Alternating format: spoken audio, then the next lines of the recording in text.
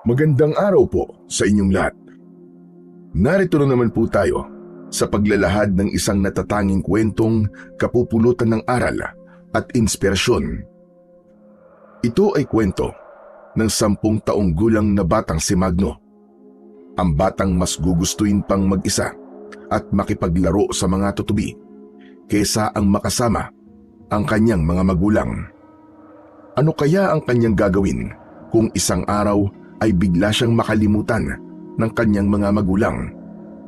Anong aral kaya ang kanyang matututunan sa pagharap niya sa pagsubok laban sa kampon ng kadiliman?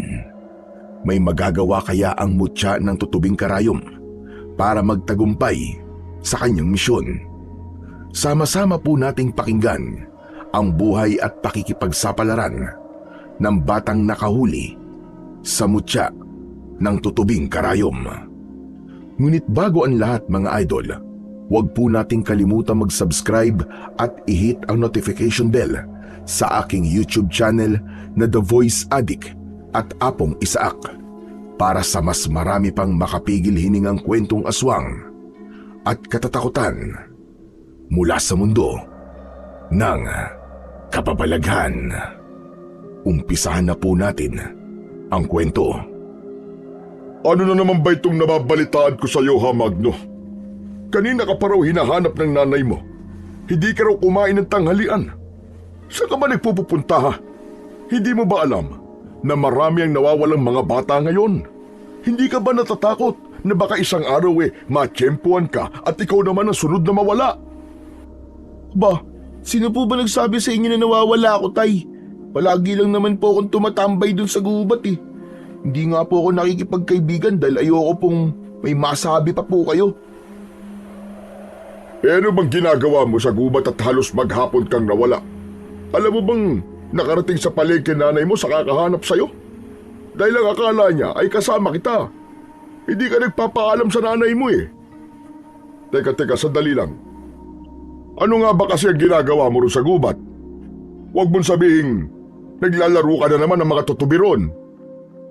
Ganun na nga po, Tay. Bakit po ba? Diyos ko namang bata ka, oo. Hindi ba't kabilin-bilinan ko sa'yo na huwag ka maglalaro ng mga tutubi sa gubat? Hindi ka ba natatakot na baka paglaruan ka rin ng mga masasamang elementong nakatira doon?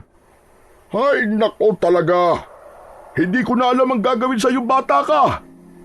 Ay, nako. Pwede ka naman pumunta sa kung saan-saan eh. Basta hindi malayo sa bahay natin. Doon nga sa gubat na yun na wala mga bata eh. Doon ka pa talaga pumunta. Tay, ano na lang po ang gagawin ko?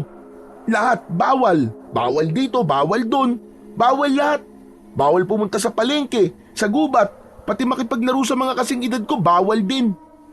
Ay nako, hindi ko na po alam kung saan ako pupunta eh, kung anong gagawin ko eh.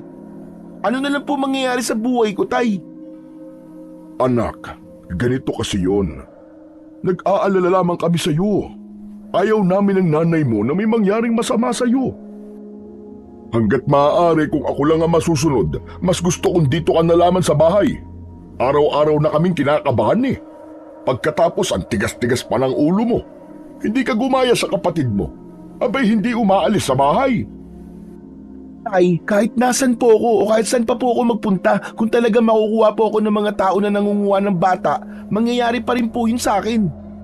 Isa pa, masaya po akong kalaro ang mga tutubi, Tay. Yun na lamang po ang nagsisilbi kong libangan. Ang sinasabi ko lang naman, Magno, anak, ayoko mapahama ka sa kakalaro mo ng mga tutubi. Malapit nang ipasara ni Kapitan ang gubat na yun dahil sa mga batang nawawala. Kutob nila, hindi mga taong kumukuha sa mga bata, kundi mga aswang. Bihira naman yan, no? Ano po bang balak niyo sa akin, Tay? Yung manatili na lang po ako dito sa bahay, yung maburo po ako dito? Ikukulong niyo po ba ako katulad ni Kuya Gerald? Na ngayon po nasisiraan na po ng ulo. Na kahit tayong pamilya niya hindi tayo kilala. Palagi siya naghahanap ng ibang tao kahit tayo naman ang kasama niya. Yun po ba ang gusto niyong mangyari sa akin, Tay? Ayoko pong matulad kay Kuya. Bakit naman napunta sa kuya mo ang usapan dito, Magno?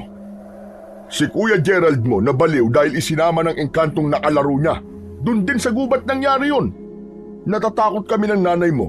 na baka magaya ka sa kanya. Ikaw lang ang iniingatan ko. Tay, hindi po siya nasiraan ng isip dahil sa gubat o engkanto na sinasabi nyo. Nasiraan po siya ng ulo dahil ikinulong niyo po siya dito sa bahay. Hindi niyo po siya pinapayagan lumabas. Mahirap po ang nakakulong lang sa bahay, Tay, baka kalain nyo. Nababaliw po ang taong parang bilanggo sa 4 na sulok ng silid. Ayoko po. Saka, hindi po ako naniniwalang may engkanto. Sinasabi niyo lang po yan para matakot akong pumunta sa gubat, di po ba? Magno, bakit ayaw mong makinig sa akin? Titigil ka ba kapag nakita mo ang mga itsura ng engkanto? E paano kung may mga aswang nga sa gubat at sila nangunguha ng bata? Sige nga. Tay, hindi po totoong may mga nawawalang bata dahil ang totoo po, naglayas lang po sila dahil sa mga magulang nila. Minsan lang po maging bata, Tay, at gusto ko pong maranasan kung paano makipaglaro po sa mga bata o tutubi. Lilipas po ang panahon, Tay. Tatanda po ako. Ayoko po na kung kailan matanda na po ako, ay saka ko pa po maiisipang maglaro. Pasensya na rin po sa mga nasabi ko, pero hindi ko po talaga naiintindihan kung bakit niyo po ako pinagbabawalang pumunta sa gubat. Teka. Oh, aalis ka na naman. Saan ka na naman pupunta, Magno? Sa gubat po, Tay. Gusto ko lang po mapag-isa. Uuwi rin po ako kagad. Wala nang nagawa si Mang Tinoy nang mabilis na tumakbo papalayo ang may 10 taong gulang na batang si Magno. Hindi niya gustong magsalita ng ganong kasakit sa kanyang ama. Nasasaktan din siya kapag nagkakasagutan sila ni Mang Tinoy. Nang tuluyang makalayo sa kanilang bahay, ay dahan-dahan na siyang naglakad papunta sa gubat na malapit sa batis. Sa ganitong oras ay wala si Felix na madalas niyang nakikita sa gilid ng ilog. Marami itong kasama at nakikipaglaro sa ibang mga bata. Kung minsan ay hindi niya maiwasan ang hindi mainggit sa mga tulad ni Felix dahil malaya silang naglalaro nang hindi napapagalitan ng mga magulang ng mga ito. Hindi rin hinahanap ng kahit nanay nila. Minsan din ay humiling siya na sana hindi na lang ang mga ito ang naging magulang niya. Kung papipiliin nga siya, ay mas pipiliin niyang makasama pa ang mga tutubi dahil napapasaya siya ng mga ito. Kumpara sa kanyang mga magulang na lahat na lamang ng kanyang ginagawa ay bawal at madalas pa siyang napapagalitan ng kanyang ama. Habang nag-iisip ay bigla niyang nakita ang 2 kulay asul na tutubi na nag-uunahan sa paglipad. Tila sumasayaw sa hangin at naglalaro na parang mga bata. Maingat siyang humakbang nang dumapo ang tutubi sa dahon ng damong bag-angan. Kapansin-pansin ang malakarayom nitong buntot na tila hinihila siyang hulihin yun. Magpahuli ka na sa akin, ha? Hindi naman kita sasaktan eh. Ang dami talagang tutubi sa lugar na to. Bakit kaya?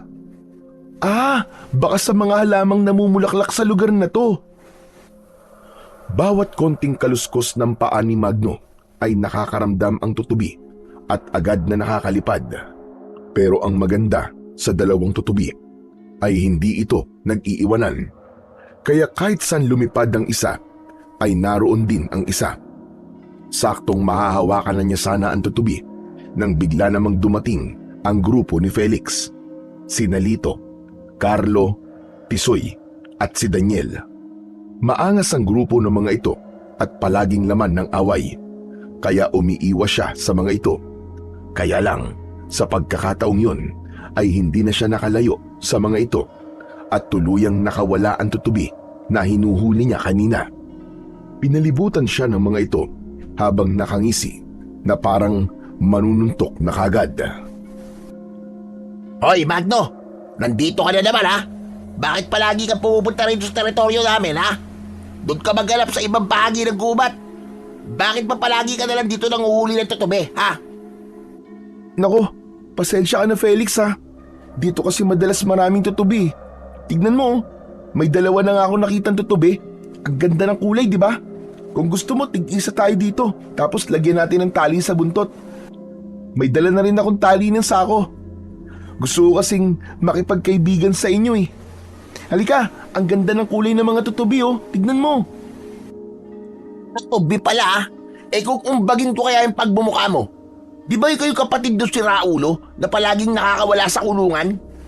Bakit hindi ka nalang magbantay sa kapatid mo? Hindi yung nanggugulo ka rito. Hindi nasisiraan ang ulo ng kapatid ko. May sakit lang siya. Aba, nagagalit pa yata sa akin ng isang to ah. Bakit? Masakit bang masabihan na may kapatid kang sira ang ulo? Umalis ka na nga rito. Baka hindi pa kita matansya eh. Masuntok ko yung bunganga mo. Sandali. Ano ba pinagtatalunan yung mga bata, ha? Gusto nyo ba sumama sa akin? Doon tayo sa bahay, marami mga tutuberon. Hindi na kayo mahihirapang manghuli. Hindi bali na lang po, tanda. Itong si Magno na lang po ang isama nyo. Total, pareho naman po kayo makasira ang ulo eh. Hehehe. Ano ka mo? Baka gusto nyong ipahabol ko kayo sa mga aswang sa gubat na to. Tanda, hindi mo kami matatakot. Mas nakakatakot pa nga ang itsura nyo eh. Mukha kayong hindi nagsisipilyo ng ngipin. Mukhang bulok at nangingitim na. Hehehe. Tatandaan ko sinabi mong yan, bata. Tatandaan ko yan. Hoy, grabe naman kayo. Huwag naman kayong ganyan magsalita sa matanda.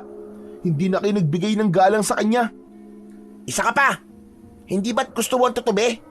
Sandali, at kukuha lang ako ng kahoy. Patutunayan ko sa yung iba kong manghuli ng tutubi. Teka. Ano bang binabalak mo? Digilag mga iho. Manghuli kayo ng tutubi sa gubat. Lahat ng makita nyong insekto, patayin nyo na rin. Ako naman ay aalis na rin. Saktong pagtalikod ng matanda ay bigla rin ang pagbundol ng kaba sa dibdib ni Magno. Lalo pa at nakita niyang dahan-dahang nilalapitan ni Felix ang kulay asul na tutubi habang nakataas ang patpat sa ere. Si Felix ang batang pinakaastig sa kanilang lugar.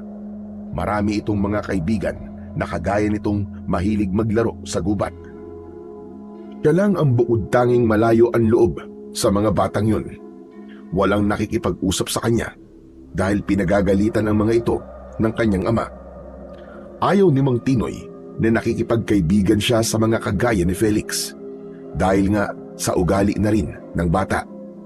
Kaya palagi siyang mag-isang naglalaro. Pero ngayon, kasama ang 4 pa nitong mga kaibigan ay nakikipag-usap pa sa kanya.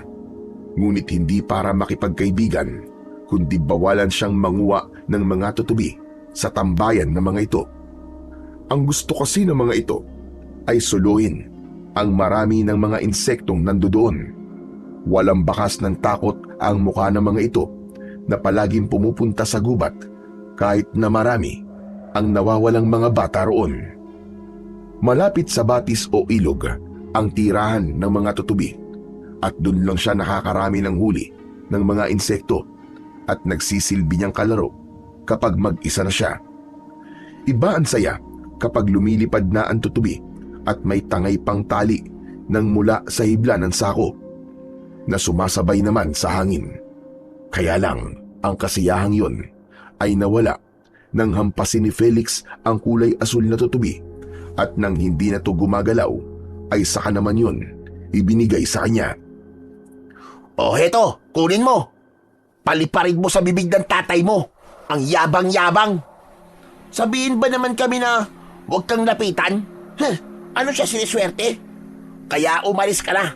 Kapag naalala ko mga sinabi niya sa amin, kumukulo talaga ang dugo ko sa'yo. Kapag lumaki na ako, uunahin kong bugbugin ng tatay mo. Tandaan mo yan. Pasensya ka na, Felix ha. Pasensya. Malapit na ako mawala ng pasensya kapag hindi mo pa kinuha ang tutubig to. At pakiusap lang ha. Wag na wag ka nang babalik dito ha. Dahil sa susunod na makita pa kita rito, makakatikim ka na talaga sa akin ng maraming sipa at suntok sa muka. Naiintindihan mo ba ha, Magno? Dinuro-duro siya ni Felix sa kanyang noo gamit ang hintuturo nitong daliri. Nandidilat ang mga mata nitong gigil na nakatingin sa kanya. Ngunit mabuti na lamang at nakuha na niya ang tutubi sa kamay nito at hindi tuluyang nadurog sa palad ng bata. Kahit naman pinaglalaruan niya ang mga tutubi, ay hindi naman niya gugustuing masaktan ang insektong nagpapasaya sa kanya. Umatras siya ng paghakbang palayo kay Felix. Ikinulong niya ng maingat ang tutubi sa kanyang palad at ipinagdasal na lamang niya na sana ay buhay pa ito. Binaybay na lamang niya ang gilid ng maliit na ilog para makahanap ng ibang lugar na pagtatambayan. Iiwas na lang muna siya sa pangkat ni Felix para wala ng gulo. Sa isip niya ay kasalanan yun ng kanyang ama dahil sa madalas nitong pagbabanta kay Felix. Tuluyan na siyang nawalan ng mga kaibigan. Sa isang putol na sanga sa gilid ng batis sa tapat ng mababaw na tubig, nagpahinga siya at naupo habang tanaw ang ilog. Sa kanya maingat na binuksan ang kanyang palad. Agad niyang tinignan ang katawan ng tutubi. Hindi na yun gumagalaw at nawalan ng paa dahil sa malakas na hampas ng sanga ni Felix. Kinalug-kalug niya yun sa kanyang kamay, saka inihipan. Umasa siyang mabubuhay pa yun.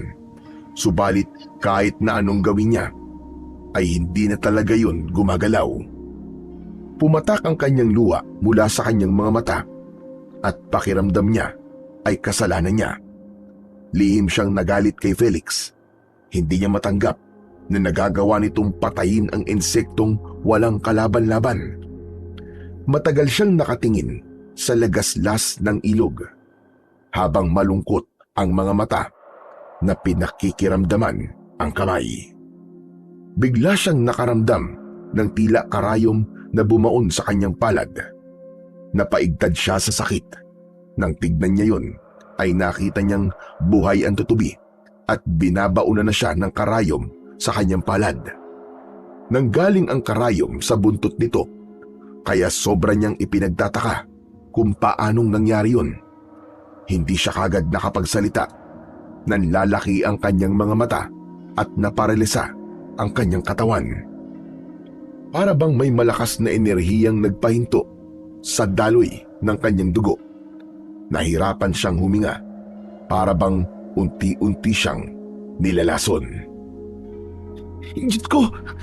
Ano to? Anong nangyayari sa akin? Napatingala siya sa langit habang ang sikat ng araw ay parang nakatutok sa kanyang muka. Nararamdaman niya ang kirot sa kanyang ugat na para bang may libo-libong karayom ang dumadaloy sa kanyang dugo. Kasunod, ang pag-iinit ng kanyang buong katawan, pati na ang pagtulo ng kanyang laway sa bibig. Nanatili siyang nakaupo habang ang tutubi ay nanatiling nasa palad niya. Mata at bibig lang niya ang kanyang naigagalaw habang nakatingala pa rin sa langit. Bigla ang pagbundol ng kaba sa kanyang dibdib at pakiramdam niya ay huminto ang tibok ng kanyang puso. Kasabay ng pagbagsak niya sa lupa, tuluyang dumilim ang kanyang paningin at hindi niya na napigilan ang pamimigat ng talukap sa kanyang mga mata. Dahan-dahang iminulat ni Magno ang kanyang mga mata, ngunit halos walang nagbago, maliban na lamang sa pananakit ng kanyang katawan at kamay. Isang manipis na bahid ng liwanag lamang ang lumusot sa makapal na mga daon sa itaas. Tumatama yun sa kanyang muka, kaya alam niyang liwanag yun mula sa bilog na buwan. Ang malamig na simoy ng hangin ay nagdadala ng bango sa basan lupa at lumot. Parang hinahaplos ang kanyang balat habang nanginginig sa takot. Diyos ko! Ano nangyari sa akin? Matagal ako nakatulog. Teka, nandito pa rin ang tutubi sa kamay ko at nakatulog din siya. Saka, may karayom na nakalitaw sa buntot ng tutubi. Isang nagliliwanag na karayom. Ano to? Anong klaseng nilalang ang tutubing to? Napilitan siyang bumangon. Pilit hinahanap ang direksyon sa gitna ng kadiliman. Pinakikiramdaman niya ang paligid dahil sa pakiwari niya ay merong nilalang na nakatingin sa kanyang kinatatayuan. Napatayo siya ng tuwid. Sa bawat takbang Ang lupa ay tila bumubulong sa kanya. Nagsipagtaasan ang mga balahibo niya sa katawan. Habang punong-puno ng pag-aalala ang kanyang dibdib, paniguradong sa mga sandaling yun ay nag-aalala na sa kanya ang kanyang mga magulang.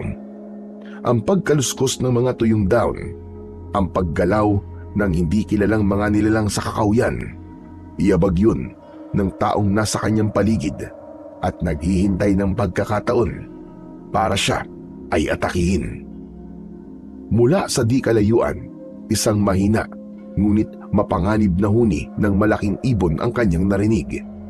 Tila babala mula sa panganib na nag-aabang sa kanya. Hindi na siya nakatiis.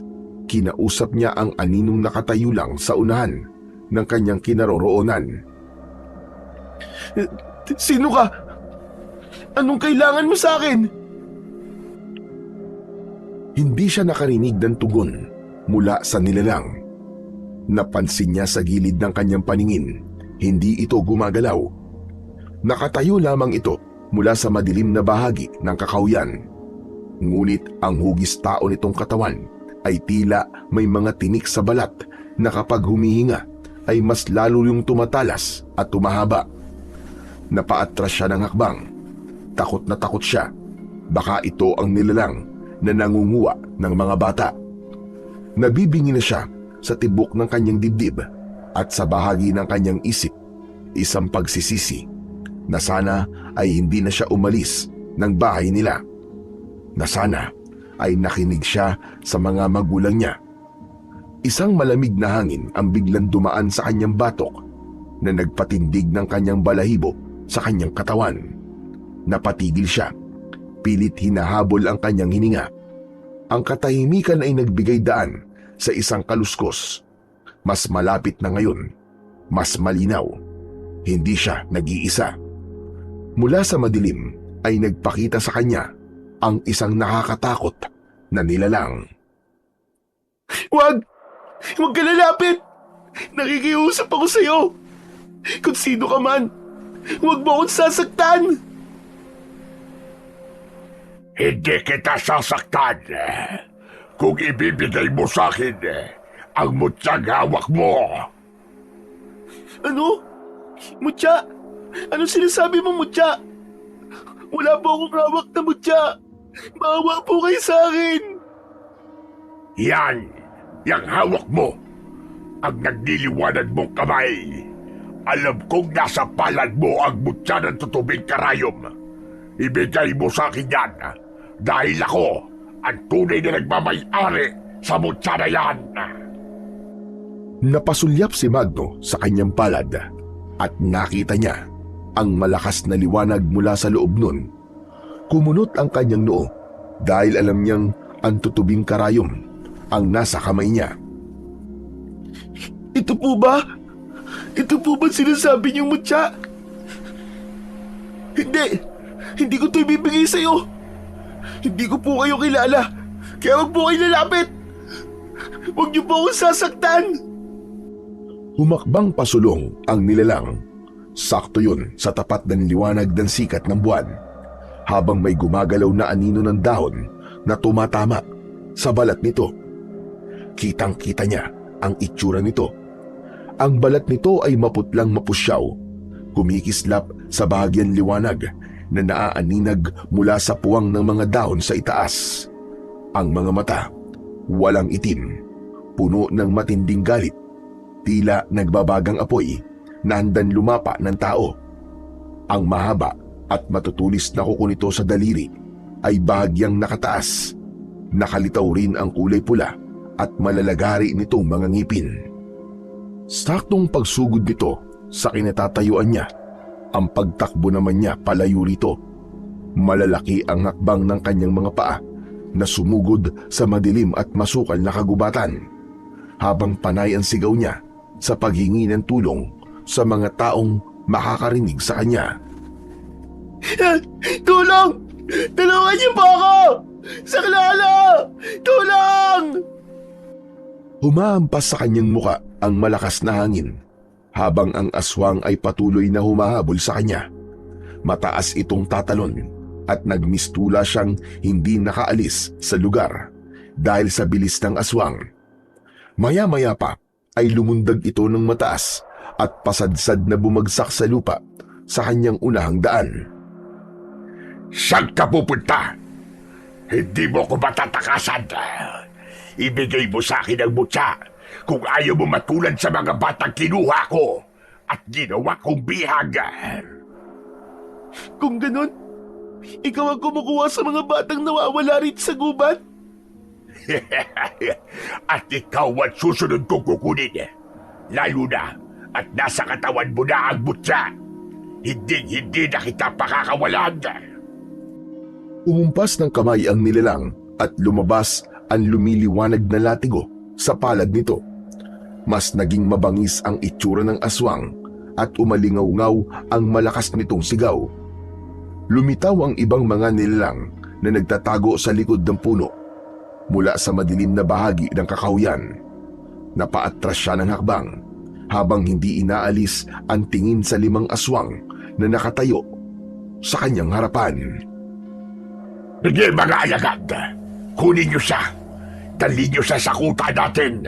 Pahirapan at huwag titigilan hanggat hindi nakukuha ang mutyang nasa palad niya. Wag! Huwag kayo lalapit! Lumayo kayo sa akin! Umalis kayo! Umangil ang mga itong dahan-dahan na lumalapit sa kanyang kinatatayuan. Hindi niya alam ang kanyang gagawin dahil napapalibutan na siya ng mga aswang. Isang nilalang ang biglang humawak sa kanyang kamay at hindi niya inaasahang tumalsik lang din ito sa kabilang direksyon ng daan. Nagulat ang aswang nang makita ang nangyari sa alagad. Kaya mabilis itong tumakbo pasugod sa kanya. Agad niya yung naiwasan, isang bagay na pinagtakan niya sa kanyang sarili. Habang ang malakas na liwanag sa kanyang palad ay nakikita niyang bumabalot sa kanyang kamay.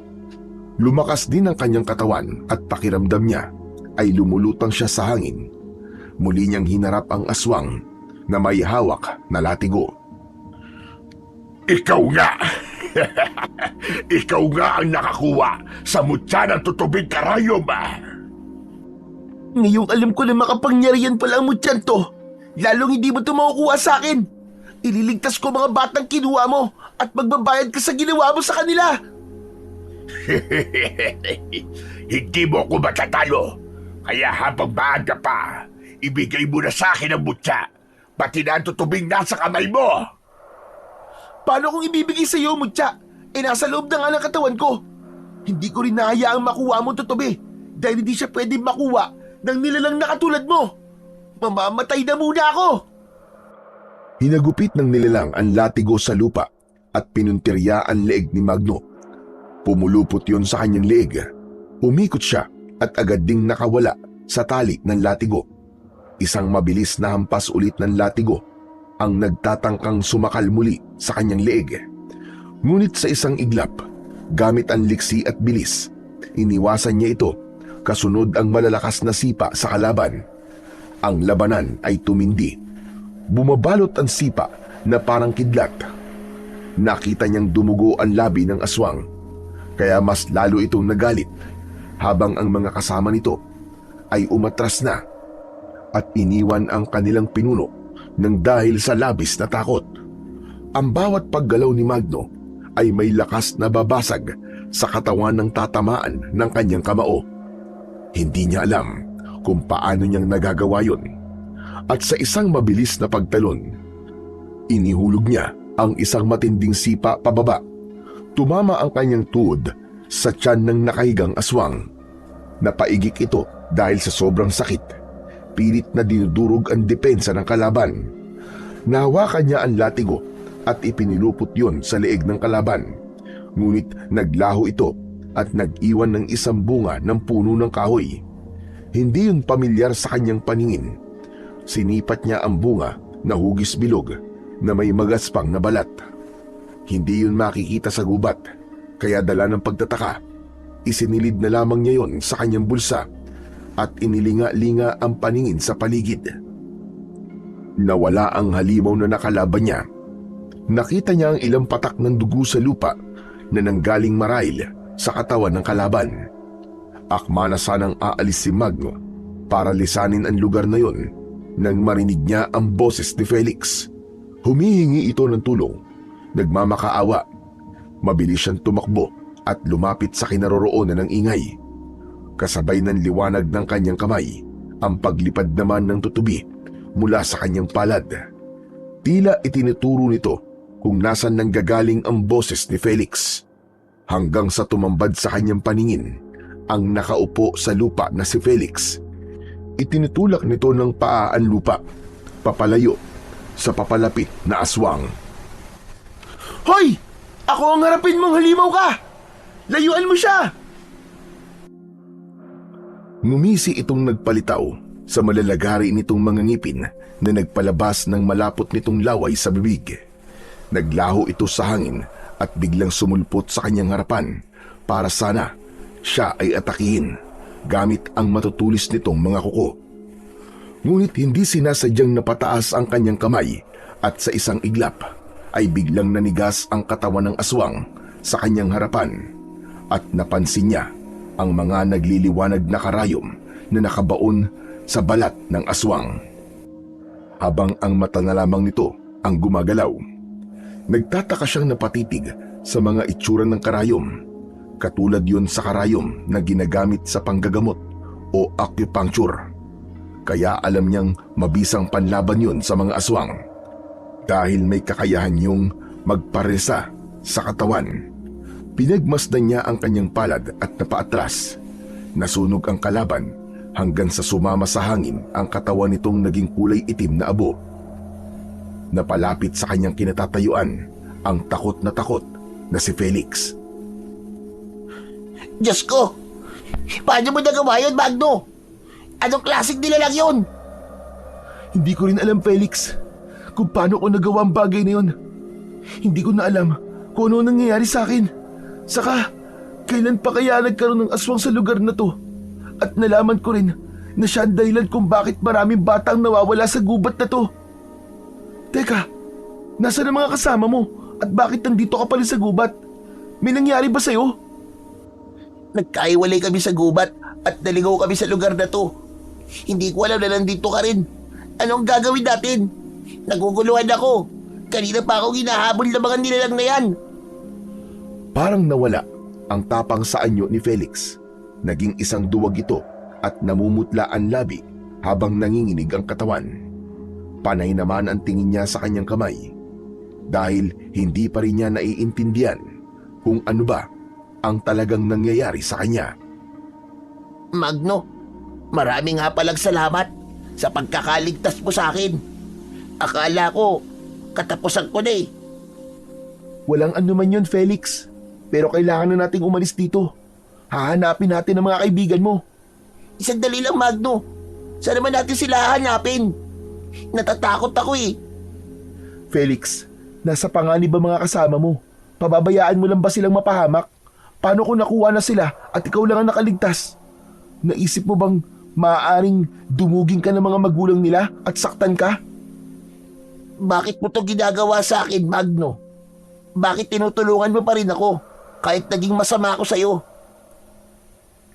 Dahil buhay ng mga kaibigan mo nakataya rito. Sana lang ay walang nangyaring masama sa kanila. Kahit ako, kinakabahan na rin dahil natitiyak kong hinahanap na ako ng mga magulang ko. Malalagot na naman ako nito. Pero naisip ko, mas kailangan niyo ang tulong ko eh.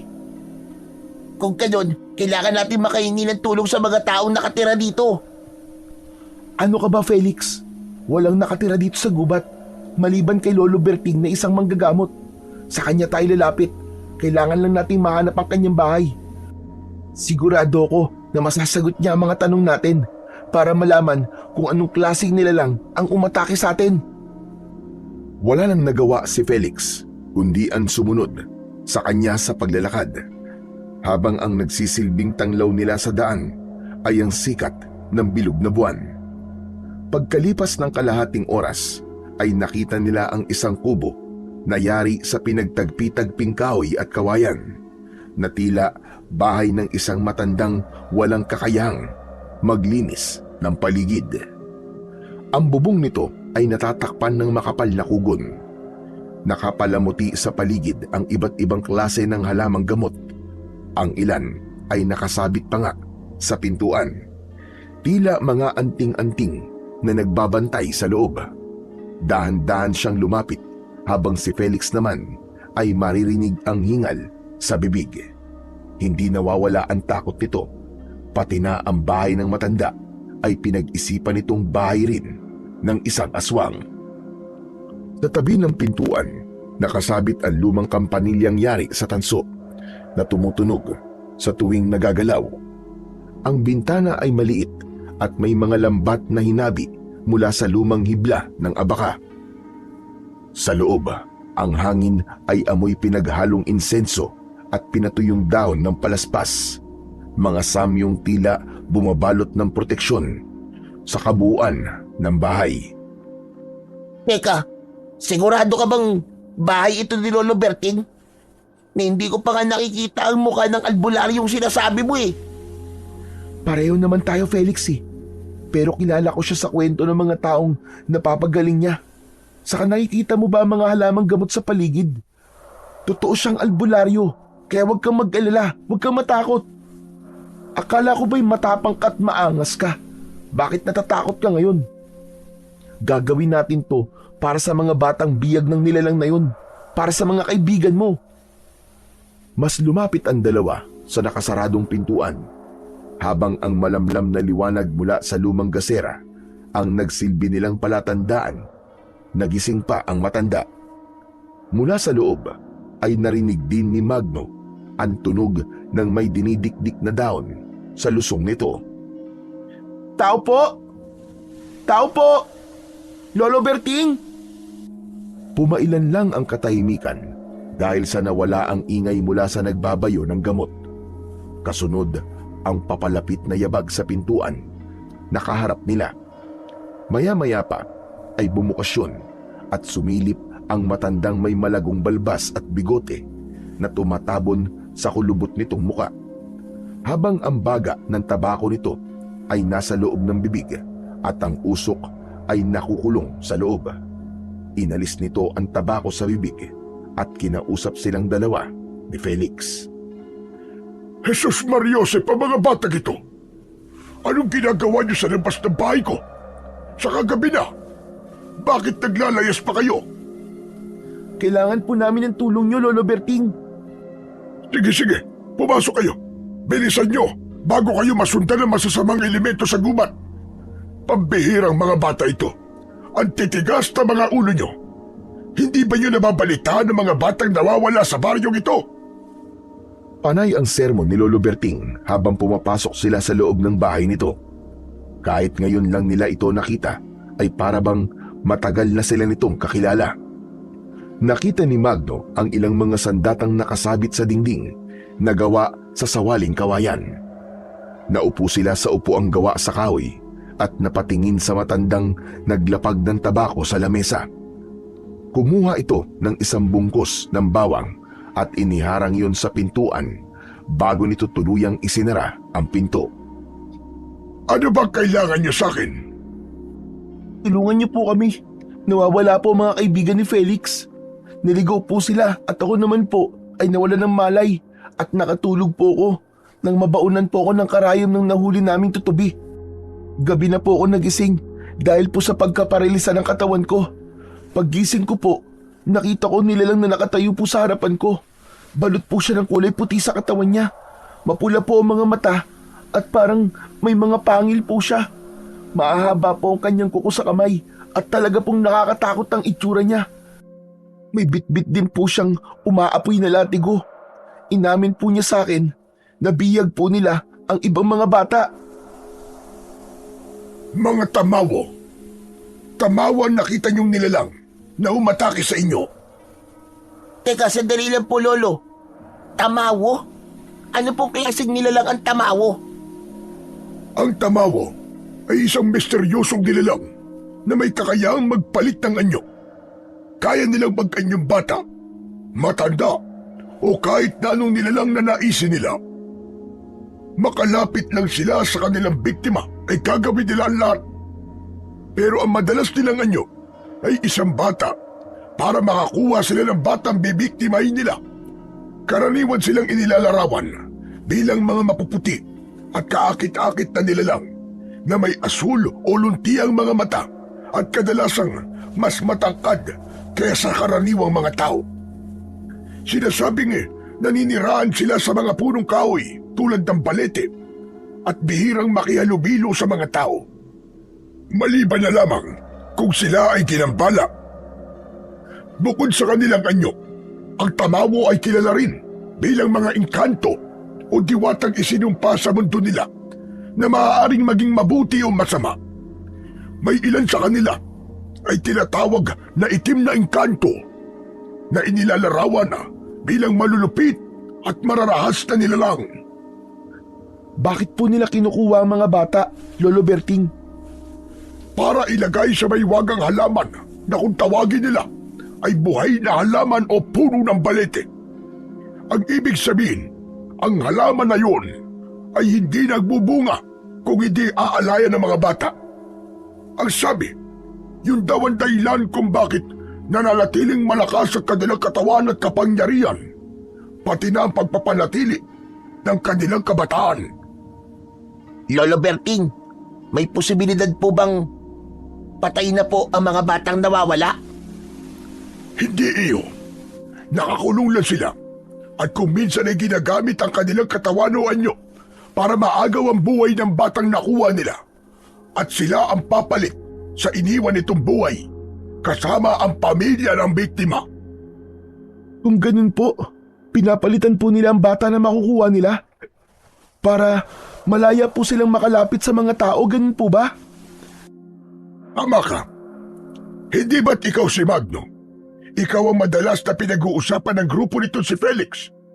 Kilala ko kayo dahil madalas ko kayong nakikita sa gubat para manghuli ng tutubi. Alam mo bang ang tutubing nakawala mula sa kulungan ng mga tamawo ay nagtataglay ng isang kakaibang mutya na papatay sa mga tamawo? Yan nga rin po ang isa sa mga dahilan kung bakit gusto ko po kayong makausap, Lolo Berting. Sa palagay ko po, nasa akin po ang mutya ng tutubing karayom. Alam ko yon, Magno. Kaya ngayon na ang pinag-uusapan natin. Ang gabay tutubi ay hindi aalis sa tabi mo. Maging ang karayom na nakatanim sa katawan mo ay maglilikha ng liwanag na ikaw lang at ang mga tamawo ang makakakita. Kasabay ng pagbibigay ng mutya sa iyo ng tutubi, ang pagharap mo sa isang misyon. Ganito sila humingi ng tulong sa tao at ikaw mismo ang napili niya. Kung ganun po, Lolo, ang tutubing nasaktan ko ay alaga po pala ng isang diwata. At taglay niya po ang mutya. Tama ka, Felix. Bakit po ako ang pinili niyang bigyan ng mutya, Lolo Berting? Kung sino man ang nagpakita sa kanya ng kabutihang loob, ay siya ang bibigyan ng mutya. Lalo na kung ikaw ang nakahuli sa kanya. Nasa panganib ang mga batang biyag nila. Pero sa ngayon, kailangan na muna nating malaman kung saan sila nagtatago. Matagal ko nang hinahanap ang kanilang tirahan. Mukhang may tutulong na sa akin sa panahon ngayon. Ang ibig niyo po ba sabihin, matagal na po niyong hinahanap ang kanilang tirahan? Bakit po? Matagal na panahon na nang mawala sa aking puder ang aking apo. Alam kong hanggang ngayon ay nakakulong pa rin siya sa bunga ng punong kahoy. Ano po bang ibig sabihin ng puno ng buhay, Lolo Berting? Puno ng buhay ay ang puno ng balete na madalas nilang tirahan. Biglang naalala ni Magno ang napulot niyang bunga ng maglaho ang nilalang sa kanyang harapan. Dinukot niya yon sa kanyang bulsa at ipinakita niya yon sa matanda. Lolo Berting, ito po ang nakuha kong bunga pagkatapos pong maglaho ang aswang na tamawo. Iniabot ni Magdo ang bunga sa matanda at bigla itong naluwa na para bang namatayan. Nanginginig ang kamay nitong napatingin sa kanya. Ito ang buhay na bunga ng batang nabiyag nila. Subalit hindi sila makakalaya habang buhay pa ang kumuha sa kanila. Kung sino man na nasa loob ng bungang ito, maswerte siyang nakaligtas sa tamawo. Teka, Lolo Berting. Naguguluhan na ko eh. Paano naman pong nangyaring bata ang bunga na yan? Maiwaga ang kapangyarihan ng mga elemento ng bantay kalikasan. Kaya walang imposible sa kanilang kapangyarihan. Ano pong gagawin natin sa bunga na yan, Lolo Berting? Dalhin na muna niyo ito sa bahay mo, Magno. Kahit naman nasa iyo yan, sa oras na mapatay na ang aswang na tamawo na yon, kusang makakabalik sila sa kanilang anyo. Maraming salamat po sa tulong nyo, Lolo Berting. Sana po, mahanap na rin po ninyo ang nawawala niyong apo. Sige na, makakaalis na kayo. Gagabayan kayo ng tutubi sa daan at siya ang magsasabi sa inyo kung may tamawo sa paligid o wala. Sa susunod, ay huwag niyo ng paglalaruan ng mga tutubi. Dahil sa kabila ng kalupitan niyo sa kanila, mas pinili pa rin nila maging mabuti sa inyo. Yun ang taglay ng kapangyarihan ng mutya. Kaya kahit naging masama sa iyo si Felix, ay pinili mo pa rin siyang tulungan. Yan ang isa sa ugaling binago niya sa iyo. Pagkatapos magpaalam sa matanda, ay naglakad na sila papunta sa kanilang bahay. Nabigo silang mahanap ang mga batang kasama ni Felix. Samantalang habang naglalakad, ay hindi maiwasan ni Magno ang hindi kabahan. Lalo pa at alam niyang mapapagalitan na naman siya ng kanyang ama. Sinamahan siya ni Felix hanggang sa kanilang bahay dahil malapit na din naman ang bahay nito sa kanila. Nandito na tayo. Bukas na lang tayo maghanap sa mga kaibigan ko. Kailangan malaman to ni Kapitan at ng mga magulang natin. Teka, bakit para yatang walang tao sa inyo? Ang tahimik eh. Baka naman umalis sila para hanapin ako. Diyos ko, lagot na talaga. Mukhang nagkakamali ka, Magno. Nandiyan ang tsinelas ng mga magulang mo, tignan mo. Teka, bakit kaya parang hindi man lang nila ako hinanap? Bumundol ang kaba sa dibdib ni Magno nang mapansin ang kakaibang katahimikan ng bahay. Kaya naman, hindi siya iniwan ni Felix. Nag-aalala itong baka may nangyaring masama sa magulang ni Magno. Ay, Nay, Teka, huwag ka muna mag-isip ng masama. Mukha namang may tao sa loob ah. Pero, bakit parang hindi sila nag-aalala sa'yo? Imposible namang baliwalain ka namang Tinoy. Dahil madalas niya kaming pagalitan kapag hindi ka nila nahahanap. Tuluyan nang pumasok sa loob ng bahay si Magno. Naririnig niya ang tunog ng plato sa kusina. Parang mga naghahapunan ang mga ito. Diretso siyang pumasok sa loob kasama si Felix. Tay, Nay, nandito na po ako. Napatayo ng mabilis ang kanyang ina at bumakas sa mukha ni Aling Sena ang pag-aalala. Napatingin ito sa blankong ekspresyon ng muka ni Mang Tinoy. Tila nagtataka ang mga ito sa biglang pagpasok niya. Tay, patawad po kung hindi ko po kayo pinakinggan at umalis po ako nang hindi nagpapaalam sa inyo ng maayos. Hindi na po ako susuway sa inyo, Tay, pangako po. Makikinig na po ako sa mga sinasabi niyo sa akin. Teka. Sino ka bang bata ka? Anong ginagawa mo sa pamamahay ko? Nako, masama to. Hindi ka nila nakikilala, Magno. Paano nangyari yun? Sino kayo? Bakit basta na lamang kayo pumapasok sa bahay ng may bahay, ha? Tay, ako po to si Magno. Anak niyo po ako. Nay, ako po to. Ano po nangyayari sa inyo? Pasensya na, pero wala kaming anak ni Sena. Ang anak namin ay matagal ng patay. Kaya umalis na kayo. Siguro ay mga magnanakaw kayo, no? Tay naman, hindi po. Tay, ano po ba nangyayari sa inyo? Anak niyo nga po ako po si Magno. Kung nagalit po kayo at hindi ko kayo pinakinggan, huwag niyo naman po akong biruin ng ganito, Tay. Nay! Hindi ako nakikipagbiruan sa iyong bata ka, ha? Lumayas ka! Hindi kita anak! Wala akong anak! Nilapitan ni Magno ang kanyang ina. Umiwas ito at lumapit kay Mang Tinoy na nakatayo na rin at umaatras ng hakbang. Parang pinipiga ang kanyang puso habang bakas sa mukha ng mga ito ang takot at pag-aalala. Bumundol ang kaba sa kanyang dibdib. Parusa kaya ito sa kanya ng Panginoon dahil sa madalas niyang pagsuway sa kanyang mga magulang, o di kaya naman ay pinakinggan ang kanyang kahilingan na mas pipiliin pa niyang makisama sa mga tutubi kaysa makisama sa kanyang mga magulang. Napagulgol ng iyak si Magno. Nakagad naman siyang inalayan ni Felix para lumabas ng bahay. May kung anong mahika ang bumabalot sa pagkatao ng mga magulang mo, Magno. Hindi kaya paraan ito ng mga tamawo para makuha sa iyo ang mutya? Diyos ko, bakit pati mga magulang ko dinamay nila? Teka, baka si Kuya, alam niya kung ano ang nangyayari sa mga magulang namin. Pupuntahan ko lang. Teka, sandali lang. Huwag kayong pumasok sa silid ko. Makakaalis na kayo. Dahil kung hindi, mapipilitan akong kaladkarin kayo palabas ng pamamahay ko. Tay, nasaan si Kuya? Anak niyo kami. Bakit hindi niyo kami maalala? Bakit hindi niyo ako maalala? Ako to, Tay. Ako po si Magno, ang anak niyo.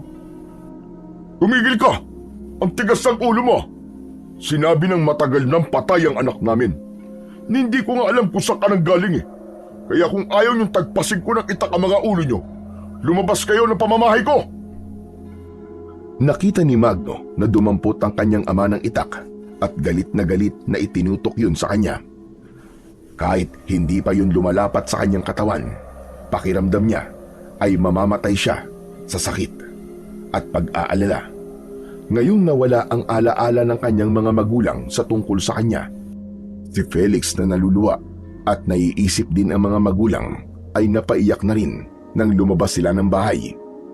Nakita niyang bukas ang bintana ng kwarto ng Kuya Gerald niya at sinubukan niya itong silipin, subalit wala ang kapatid sa loob ng kwarto nito. Nag-aalala siyang baka kung saan pumunta ang kanyang kuya. Kailangan ko munang hanapin si Kuya Gerald. Gusto ko malaman kung ano nangyari sa aking mga magulang. Kung bakit sila nagkakaganon. Hindi kaya ganyan din ang nangyari sa mga magulang ng kaibigan ko at sa mga magulang ko? Nawala na rin ang kanilang alaala sa amin para walang maganap sa amin kung sakaling makuha kami ng mga tamawo. Mukhang tama ka, Felix. Ito ang paraan ng aswang para walang maganap sa kanilang mga nagiging biktima. Inaalis ng aswang ang alaala ng mga magulang natin. Magbabayad sila. Napakasama nila. Mapapatay ko talaga sila. Anong kapatid mo? Hahanapin ba muna natin siya? Pupunta tayo sa bahay nyo. Aalamin natin kung ano ang nangyayari sa mga magulang mo. Natigilan silang dalawa ni Felix nang biglang may magsalita sa kanilang likuran, kasabay ng paglitaw ng liwanag sa kanyang kamay, pati sa tutubing lumabas sa kanyang palad. Huwag na kayong mag-aksaya ng oras. Hindi na kayo maaalala ng mga magulang ninyo, maging ang mga taong nakatira sa baryong ito. Kayong dalawa lamang ang magkakilala rito. Kaya ibigay mo na sa akin ang mutya at ibabalik ko sa iyo ang alaala ng mga magulang nyo. Magno, ginamitan niyo ng kapangyarihan ng mga magulang natin. Ibigay mo na sa akin ang mutya. Akin na, kailangan ko ang mutya para sa mga magulang ko. Tumigil ka, Felix! Hindi mo ba alam na nililinlang lang niya tayo? Kapag nakuha niya ang mutya, hindi siya tutupad sa pinag-usapan. At saka huwag ka magtitiwala sa isang halimaw. Magtitiwala ka ba, Felix, sa batang yan? Hindi totoo ang pinapakita niya sa'yo. Mga magulang lang niya ang ililigtas niya. Kaya kung ako sa'yo, ang gawin mo sa kanya ang mutya. Huliin mo tutubing gabay. Tutali, ikaw naman ang totoong nakahuli niyan, hindi ba? Pati yun, alam mo, kung ganun, isa sa mga kaibigan ni Felix ang nagpanggap na bata para makasama sa kanya at malaman mo ang mga buhay namin. Hayop ka! Ibalik mo ang mga magulang namin! Kagaya na sinabi ko, mutya ng tutubing karayom lang ang kailangan ko. Dapat pa nga ay maging masaya ka pa sa mga nangyari. Hindi ba't isa ito sa mga naging kahilingan mo? Hayop ka! Pati yun ay ginamit mo para makuha ang mga magulang ko! Nakangisi itong hinagupit ang latigo sa lupa. Ipinakita nito ang kapangyarihang maglaho at maging isang kulay itim na usok sa hangin, habang si Felix ay panayang agaw sa kanya ng mutya. Desperado itong kunin ang mutya sa palad niya. Akin na yan, Magno! Parang awa mo na! Kailangan kong iligtas sa mga magulang ko! Ibigay mo na sa akin ang mutya! Tumigil ka, Felix! Mag-isip ka mabuti! Niloloko ka lang niya! Pinag-aaway lang niya tayo! Kailangan ko siyang patayin! Babawiin ko ang mga magulang ko! Pareho natin silang ililigtas! Subalit naramdaman ni Magno na agresibo si Felix na agawin sa kanya ang mutya. Tila nawawala ito sa sarili at binalot ng kapangyarihang labanan siya. Ang galit na namuo sa kanilang mga mata ay tila apoy na nagbabaga, handang lumamon ng tao sa sinumang humarang. Nagpalitan sila ng suntok. 1, 2, 3. Walang bumibitaw. Nagpambuno silang dalawa ni Felix hanggang sa magpagulong-gulong sila sa lupa. Walang kaalam-alam si Felix na hindi na makukuha ang mutya sa katawan ni Magno. Naririnig ang tunog ng mga paa nilang dumudulas sa alikabok ng lupa, habang pilit nilang iniiwasan ang bawat suntok ng bawat isa. Tinamaan siya ng kamao ni Felix sa kanyang muka, habang pigil niyang lumabas ang kanyang kapangyarihan. Dahil kung papatulan niya ito, ay baka mapatay lang niya si Felix. Pero dahil nasaktan siya, sinubukan niyang gumanti sa bawat natatanggap niyang dagok mula rito. Ang panggigigil sa kanyang galaw, tila hindi pa sapat ang mga salitang binibitiwan nito bago mag-init ang sagupaan. Unti-unti silang napagod, hingal na hingal, ngunit nananatili ang alab ng galit sa dibdib. Walang gustong magpatalo, habang ang alagad ng nilalang ng tamawo ay isa-isa nang lumitaw para umatake sa kanila. Akmang muling susugod si Felix sa kanya nang pigilan niya na ito habang nakaharap sa mga tamawong nakatayo sa kanilang harapan. Tama na, Felix! Tama na! Ano ba? Hindi dapat tayo nag-aaway para sa mutya. Hindi mo makukuha ang mutya sa akin dahil nakabaon na sa kamay ko. Ang tamaw lang ang may kakayaang bumawi nito sa akin. Sila ang totoong kalaban. Sa kanila mo gamitin ang tapang mo. Pareho lamang tayo mawawalan ng magulang. Pero hindi ako magpapauto sa kanila. Hindi ko sa kanila ibibigay ang mutya. Pero paano ang mga magulang ko? Pababayaan na lang ba natin sila magkaganyan? Hindi ko hahayaan yon dahil ililigtas ko sila. Magtiwala ka lamang sa akin, Felix. Saktong pagharap nila sa mga tamawo, ang pagbalandra naman ni Felix sa dingding ng bahay ni Magno. Kumilos si Magno para labanan ng tamawo na nanakit kay Felix. Pinalabas niya sa kanyang palad ang mga nagliliwanag na karayom na tanging sila lamang ng mga aswang ang nakakakita. Hindi na iwasan ng aswang ang paglipad ng daan-daang karayom at bumaon yun sa balat nito. Nasunog ang katawan ng aswang. Pagkatapos ay bumalik ang mga karayom sa kanyang kamay, kasunod ng pagsirko niya sa ere. Dumiretso ang pagpatak niya sa tamawong magtatangka sanang maglaho. Tinamaan niya ito ng sipa sa sikmura at bumagsak ito sa lupa. Nilapitan niya ito habang hawak ang kamay nito. Para sa oras na maglaho ito, ay makakasama siya kung saan man ito pupunta. Ngunit naramdaman niyang may tumamang sipa sa kanyang likuran, kaya nabitiwan niya ang tamawo at bumagsak siya sa lupa. Nakita niya ang isang aswang na nakangising lumalapit sa kanya. Mabilis siyang tumayo para harapin ang halimaw. Sumugod ang tamawo, naglaho ito sa ere at lumitaw sa kanyang likuran. Ngunit sa huling sandali, iniangat niya ang kanyang palad na may mutya ng tutubing karayom. Muli siyang nagpakawala ng sandata at tinamaan niya ang mga ito sa iba't ibang parte ng katawan. Nalusaw at nasunog ang mga ito, habang ang nakahigang tamawo kanina ay binalot ng liwanag. Sumabog ang katawan nito at sumama sa hangin ang naaabo nitong katawan. Isang malakas na sigaw ang pumuno sa harap ng bahay ng kanyang mga magulang, habang ang tamawo ay naglaho ng tuluyan.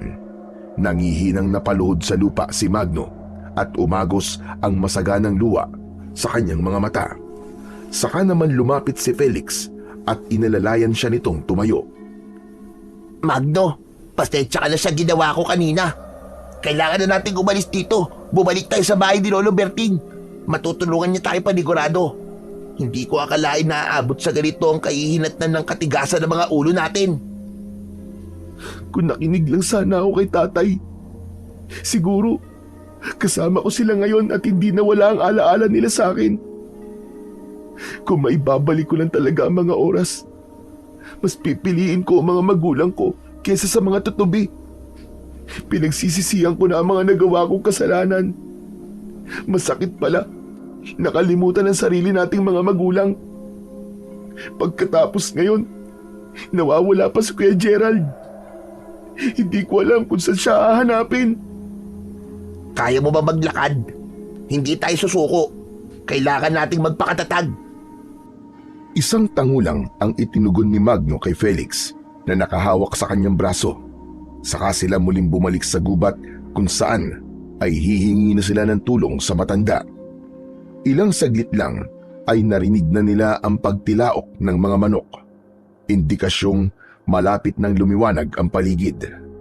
Mas lalo nilang binilisan ang kanilang paglalakad dahil habang tumatagal, nararamdaman nilang nalalagay na sa panganib ang kanilang mga magulang, pati na ang mga buhay ng mga batang kinuha ng mga tamawo. Nadatnan nilang nagsasaboy ng asin sa paligid si Lolo Berting, pati na ang paglilibot nito ng bao na may usok. Naaamoy rin nila ang goma sa usok mula sa bao. Nagtataka ito nang makita silang papalapit dito. Oh, mga bata! Bakit bumalik kayo? Ano nangyari? Hindi na po ako makilala ng mga magulang ko, Lolo Berting. Pati na po ang mga magulang ni Felix. Nakalaban po namin ng aswang na tamawo at sinubukan niya kaming pag-awayin ni Felix. Lumakas na ang kapangyarihan ng pinuno ng tamawo. Ang ibig sabihin lang nun, marami na siyang naiipon na bata sa kanilang buhay na puno ng balete. Kailangan ko na rin po mahanap ang kapatid ko. Kailangan ko po mailigtas sa mga magulang ko. Tulungan niyo po kami, Lolo Berting. Tulungan niyo po kami. Tumama kayo sa akin mamayang pagsikat ng araw. Pupunta tayo sa pusod ng kagubatan upang hanapin ang kanilang tirahan. Panahon na para sila naman ang ating guluhin.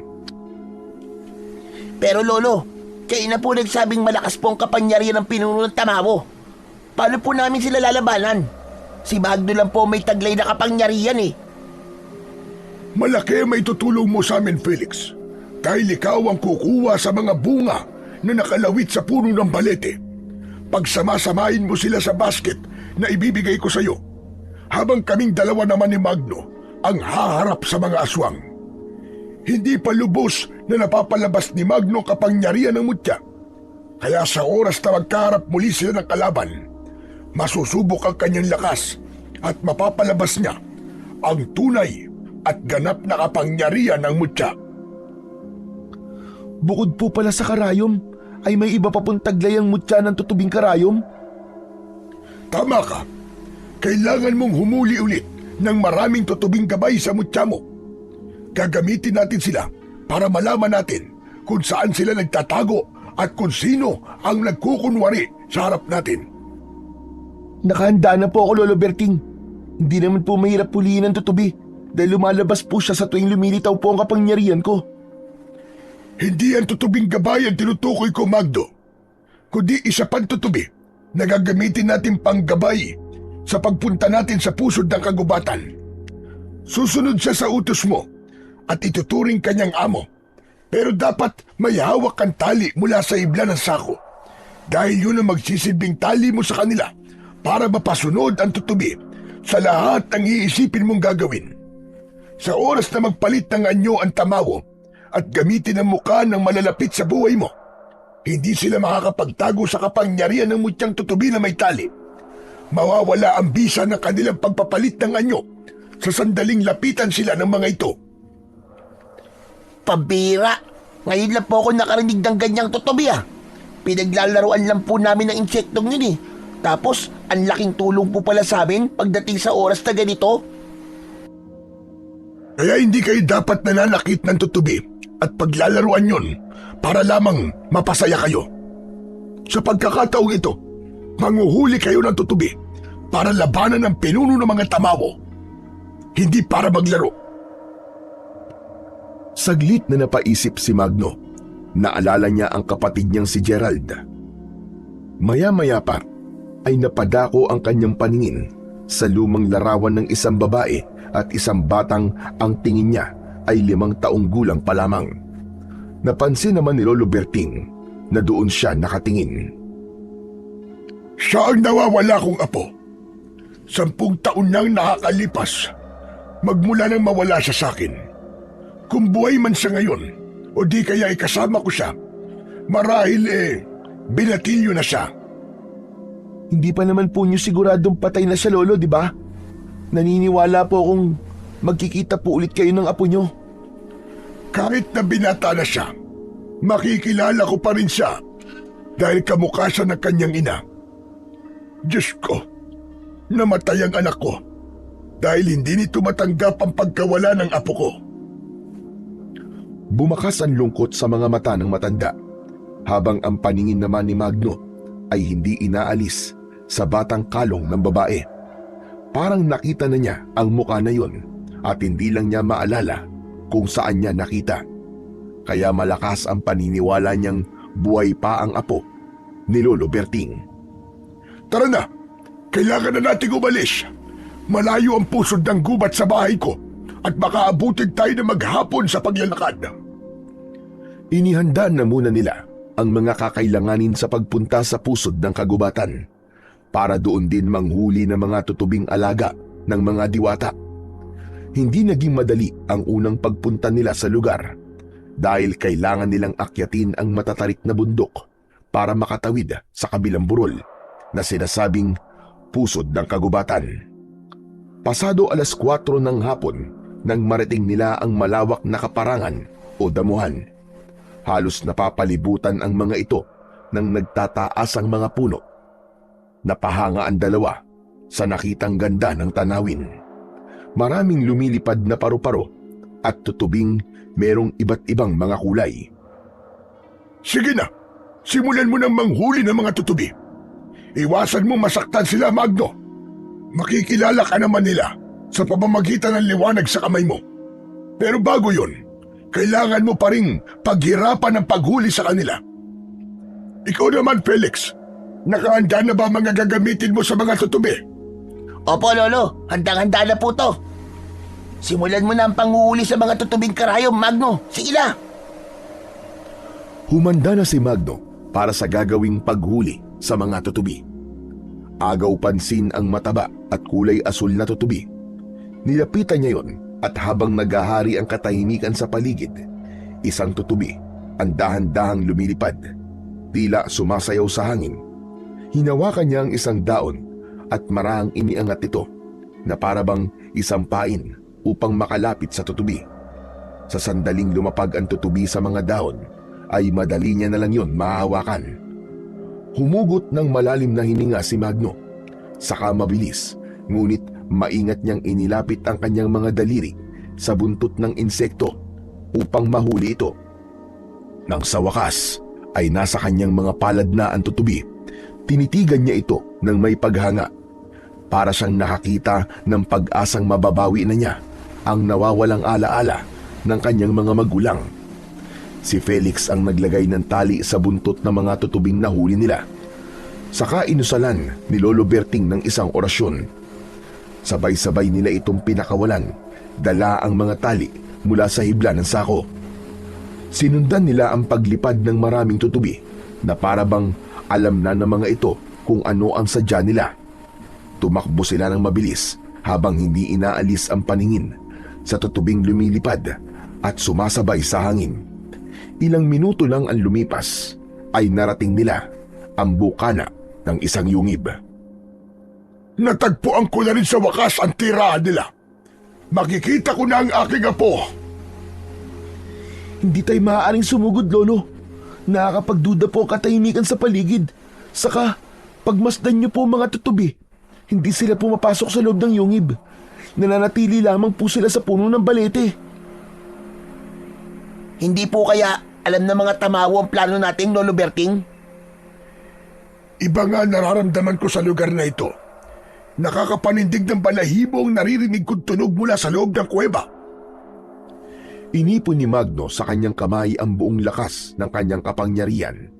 Ang nag-iisang gabay na tutubi ay muling nagpakita sa kanyang harapan. Ngunit sa pagkakataong yun ay bumalot ang liwanag nito sa buo niyang katawan. Nagkakaroon na ng bisa mo tiyang taglay mo. Magagawa mo ng mabawi ang apo ko, Magno. Naramdaman ni Magno ang pag-iinit ng bunga ng balete sa kanyang bulsa. Kaya ibinigay niya na muna yon sa matanda. Inilagay yon ni Lolo Berting sa bulsa nito at muling pinagmasdan ang labas ng kuweba na merong nagliliwanag na sulo sa loob. Akma na sanang tatayo si Magno nang pigilan siya ni Lolo Berting. Huwag! Patibong ito, Magno. Nararamdaman kong nasa paligid lamang sila. Pagbasdan niyo po ang bukanan ng kuweba.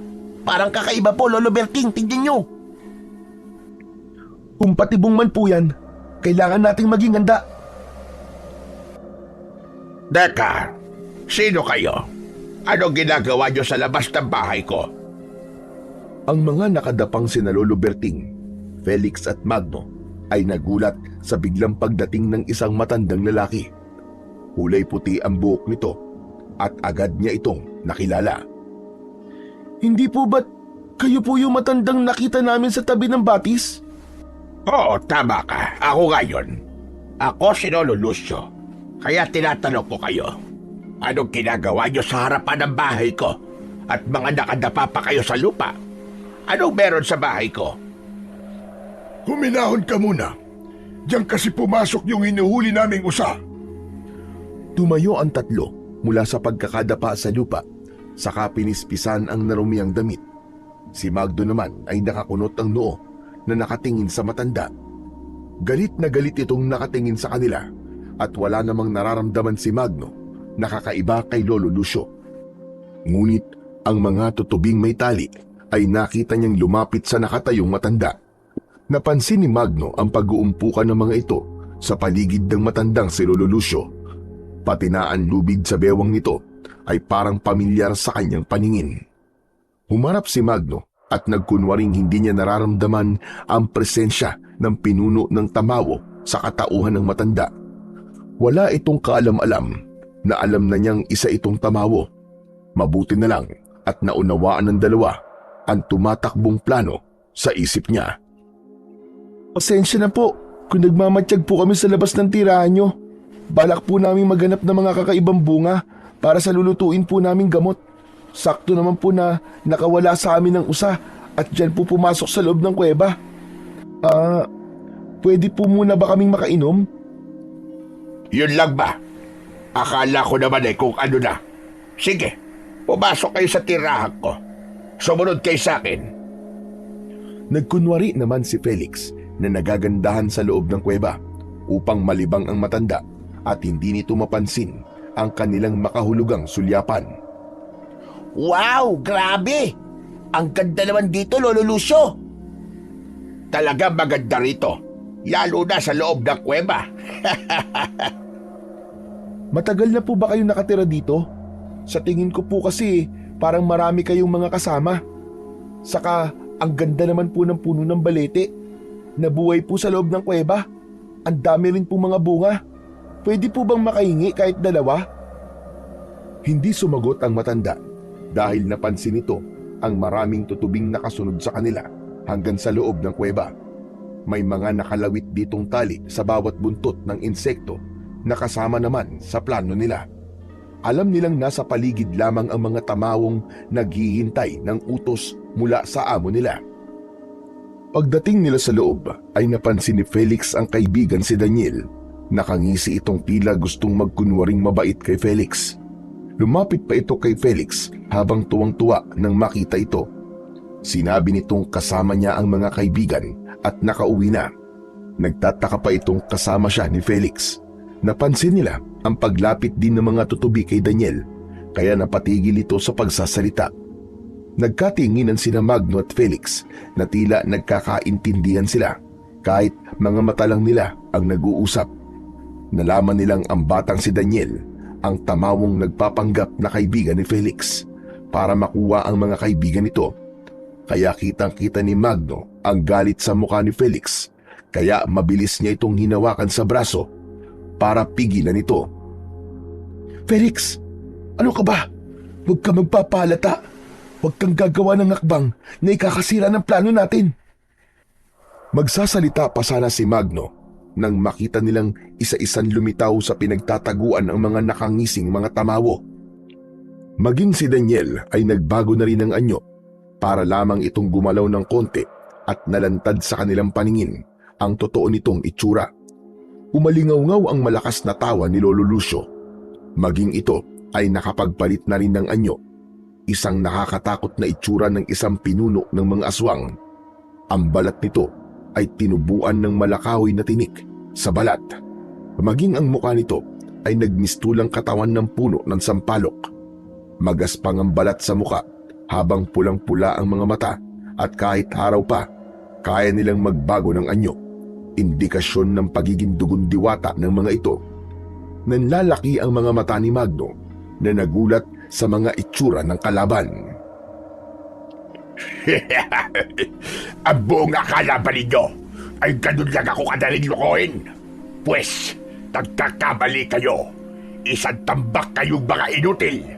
Nahulog kayo sa patibong ko. Alam namin na ikaw ang pinuno ng Tamawo. Nagkunwari lang din kaming hindi ka namin nakikilala. Nakahanda kaming lumaban sa iyong hayop ka. Nasaan ang apo ko? Ilabas niyo siya. 2 buhay ang kinuha mo sa akin. Kaya't pagbabayaran mo yon. Anong sinasabi mong apo? Hindi mo ba alam na nakatakas siya sa amin? Hindi man lang namin napakinabangan ang katawan niya. Maaaring napatay na siya ng mga mababangis na hayop sa gubat. At kung nakaligtas man siya, ay hindi rin siya babalik sa'yo dahil kinuha ko ang alaala niya, katulad ng ginawa ko sa mga magulang ng batang yan. Sinira niyo ang tirahan ko, kaya nararapat lang na wasakin ko rin ang tahanan niyo. Kaya bata, ibigay mo na sa akin ang mutya. Ako ang nararapat na magmay-ari niyan. Ano, Ohilo? Hindi ko to bibigay sa'yo. Mamamatay na muna ako bago mo to makuha sa akin. Mapapalaya ko mga biniyag mong hayop ka at mababawi ko ang alaala ng mga magulang ko. Lalaban ako hanggang sa huli kong hininga. Kaya ito na ang magiging katapusan yun lahat. Nagtago sina Lolo Berting at Felix sa malalaking bato at hinayaan nilang palabasin ni Magno ang malakas nitong liwanag sa kanyang katawan. Kasabay ng paglitaw ng sandata sa kamay ni Magno, ang paglabas din ng armas na latigo ng pinuno na si Lolo Lucio. Dumagundong ang ingay sa loob ng kuweba, habang ang pakikipagpambuno naman ni Magno sa mga tamawo ay nagsilbing mga apoy sa lakas ng pagtama ng kanyang mga kamao sa muka ng kalaban. Lalo na nang salubungin niya ng kanyang malakas na kamay ang tali ng latigo na humagupit sa kanyang katawan. Lumabas din ang kanyang gabay tutubi at lumabas mula sa buntot nito ang mga karayom na may taglay na lason. Habang ang mga tutubing karayom na may mga tali sa buntot ay nautusan din ni Magno na makipaglaban sa alagad ni Lolo Lucio. Umikot siya sa ere at ang mga karayom ay tila sumabay sa hangin, papalapit sa mga kalaban. Isa-isang bumagsak ang mga kalaban sa sahig ng kuweba, habang naninigas ang katawan na parang nasunog na kahoy. Hindi yun matanggap ni Lolo Lucio, kaya panay ang paghagupit nito ng latigo sa kanya. Agad naman niya yung naiwasan at nakakaganti ng pag-atake rito ng mga karayom mula sa kanyang palad. Naramdaman ni Magno ang pagpasok ng malakas na enerhiya sa buo niyang katawan, kasabay ng paglitaw ng liwanag sa kanyang likuran at naghugis tutubi yun. Inasinta ng mga karayom na lumalabas sa buntot nito ang mga natitirang kalaban.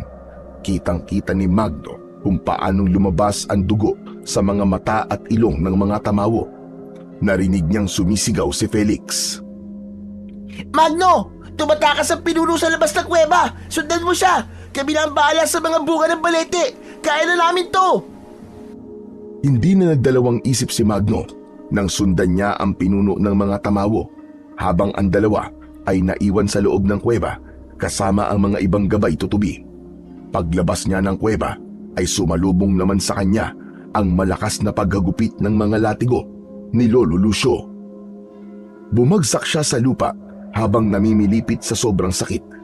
Para siyang binuhusan ng mainit na tubig sa katawan, pero agad siyang tumayo at muling humarap sa matanda. Nagkamali ka sa taong kinalaban mo. Mas malakas ang kapangyarihan ko sa'yo kahit wala sa akin ang mutya. Magagawa ko pa rin patayin ka. Pagsisisihan mong nakialam ka sa aking pamumuno. Uubusin ko ang mga bata sa baryong ito at ako na ang magiging pinakamalakas na hari ng mga tamawo. Saka ako babalikan ang aking mga kalahing sumumpa sa akin. Mukhang ikaw yata ang nasisiraan ng ulo. Huwag ka na maghangad na maging hari dahil hindi yun mangyayari. Kung talagang malakas ang kapangyarihan mo sa akin, bakit ka tumatakbo na parang isang duwag na matandang hukluban? Babawiin ko ang alaala ng mga magulang ko sa'yo. Papatayin kita. Kaya't sabihin mo, nasaan ang kapatid ko? Saan mo siya dinala? Nasaan si Kuya Gerald? Ilabas mo siya! Hindi ako hanapan na nawawalang mga insekto. Hindi mo ako matatalo at hindi mo na maahanap ang kapatid mo habang buhay ka ng mag-iisa kagaya ng gusto mong mangyari sa'yo noon. Hindi ako mag-iisa dahil may pamilya ako. Pero ikaw, wala kang pamilya. Ikaw ang mag-isang mamamatay nang dahil sa kasamaan mo. Hindi ako nag-iisa. Marami akong kasama. Mula sa likod ng puno ay lumitaw ang maraming tamawo. Lahat sila ay merong mga sandata at tunay na pinaghandaan ang paglusob niya. Napaatras siya at nakaramdam ng pag-aalala para sa mga taong nasa loob ng kuweba. Nagbago ang anyo ng aswang na tamawo. Tumubo ang mahahaba nitong mga pangil. Pumula ang mga mata nito na ang mga kamay ay may tig-iisang hawak na latigo. Ang dating kulay puting balat ay naging kulay itim na nalantad na ang tunay nilang mga anyo. Para silang mga buhay na puno, kasabay ng paglagablab ng malaapoy na liwanag sa kanyang katawan. Hindi na ako nagulat kung lumabas man ang bisa ng mutyang tutubig karayom. Marami na ang sumubok na labanan ako gamit ang mutya na yan. Pero walang nangyari. Napatay ko rin silang lahat. Pagkatapos, ikaw na bata ka ang hahamon sa akin. Para kang lumalaban sa katulad kong isang dambuhalang dragon. Wala akong pakialam kung dragon ka man. Basta't ang alam ko, hindi mo to lugar. Wala kang puwang sa lugar na to. Mga itim na engkantong tamawo. Hindi kayo totoong taga rito. Kaya lalabanan kita kahit dragon ka pa. Ibabalik kita sa lupang pinanggalingan mo. Huwag mo na subukan lumaban, bata. Dahil hindi mo ko kaya. Sumuko ka na lang. Tama na, Satsat. Simulan na natin ang laban. Isang mabilis na pag-ikot sa ere ang ginawa ni Magno at sa isang iglap, 5 kagad ang tinamaan ng kanyang kapangyarihang karayom, habang ang kanyang liwanag na gabay ay ang pinuntirya naman nila ay ang pinuno ng aswang na tamawo. Mabilis namang nailagan yun ng kalaban at gumanti sa kanya ng paghagupit ng latigo. Tinamaan siya sa dibdib, dahilan upang bumagsak siya sa lupa. Hindi siya nakatayo nang pumulupot ang latigo sa kanyang leeg. Gumapang ang apoy sa latigo at naramdaman niya ang init nito. Tila unti-unting pinapaso ang balat niya. Napasigaw siya sa sobrang sakit, kaya ang kumilos naman ay ang tutubing gabay. Inasinta nito ang kamay ng kalaban gamit ang karayom na lumabas sa buntot nito. Tinamaan ng nagliliwanag na karayom ang pinuno. Bumaon yun sa kamay nitong may hawak na latigo, kaya't nabitiwan nito ang latigo. Bago pa man makaganti ng pag-atake si Magno, ay dinumog naman siya ng mga alagad nito. Hindi niya maintindihan kung saan nanggagaling ang sakit ng bawat pagtama ng mga kuko nito sa kanyang katawan. Biglang naramdaman ni Magno ang pagsanib ng liwanag ng kanyang gabay. Tila pumasok din ang tutubi sa kanyang katawan. Naramdaman niya na parabang napupunit ang kanyang balat sa likod. Bumalot ang liwanag sa kanyang katawan at nagtalsikan ang mga kalaban. Saktong nakalabas sa kuweba sina Lolo Berting at Felix, dala ang maraming bunga ng balete.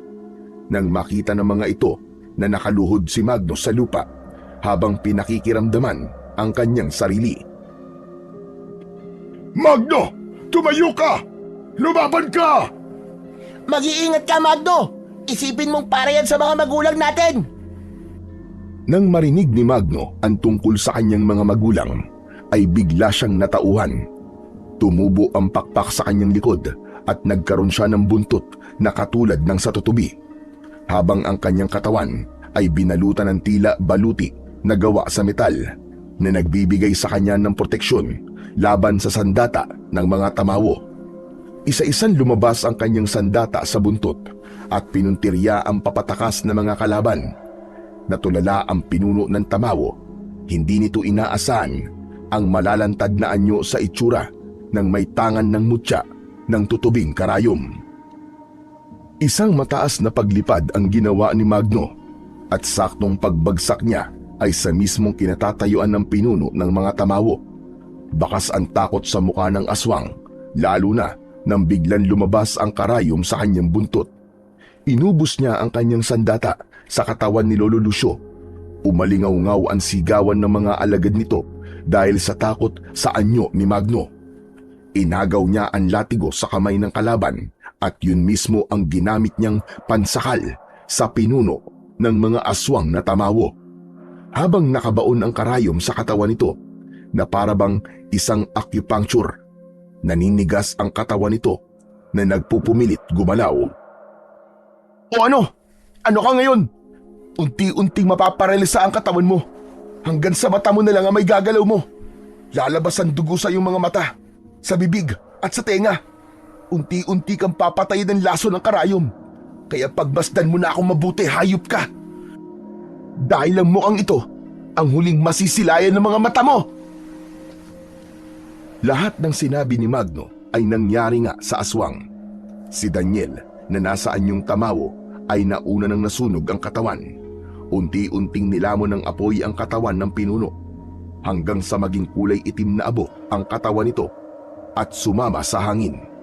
Si Magno ay unti-unti na ring bumalik sa dating anyo bilang isang tao. Nawala ang liwanag sa katawan niya kaya't napaluhod siya sa lupa. Narinig niya ang paglapit ni Felix sa kanya, pati na ang umiiyak na si Lolo Berting. Inilapag ng mga ito ang mga bunga ng balete sa lupa. Pagkatapos ay pinagmasdan ang mga bungang yun. Gumalaw ang bawat piraso at sa isang iglap ay naging mga bata itong nakahiga sa lupa. Mabilis ang mga ito na bumangon at nagtataka kung bakit nasa kagubatan sila.